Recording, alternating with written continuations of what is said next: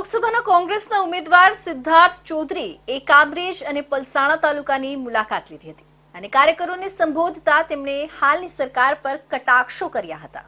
લોકસભાની ચૂંટણીના પડધમ વાગી ચૂક્યા છે ત્યારે તમામ પક્ષો પોતાના ઉમેદવારોને જીતાડવા માટે એડી ચોટીનું જોર લગાવી રહ્યા છે। તો લોકસભા બારડોલીની બેઠક પર કોંગ્રેસ અને ભાજપ બંને પક્ષોના ઉમેદવાર પોતપોતાના મત વિસ્તારોમાં મીટિંગનો દોર અને લોકસંપર્ક ચાલુ કર્યો છે। કોંગ્રેસના ઉમેદવાર સિદ્ધાર્થ ચૌધરીએ કામરેજ અને પલસાણા તાલુકાની મુલાકાત લીધી હતી અને કાર્યકરોને સંબોધતા તેમણે સરકાર પર કટાક્ષો કર્યા હતા તેમજ પોતાની જીતનો વિશ્વાસ વ્યક્ત કર્યો હતો। જોઈએ શું કહ્યું સિદ્ધાર્થ ચૌધરીએ। 12મી તારીખે બારડોલી લોકસભાના ઉમેદવાર તરીકે મારી જાહેરાત થઈ ત્યારથી લઈ અને આજ સુધી સમગ્ર લોકસભા વિસ્તારના વિવિધ તાલુકાઓમાં તમામ આગેવાનો સાથે મળીને મેં પ્રચાર કર્યો છે અને દરેકે દરેક વિસ્તારમાં ખૂબ જ સારો પ્રતિસાદ મળ્યો છે।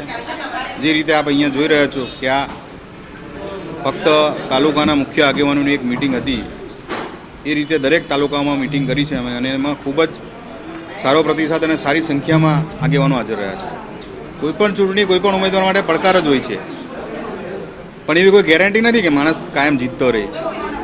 એટલે આ 15 લાખ જેવી ગેરંટીની વાત છે।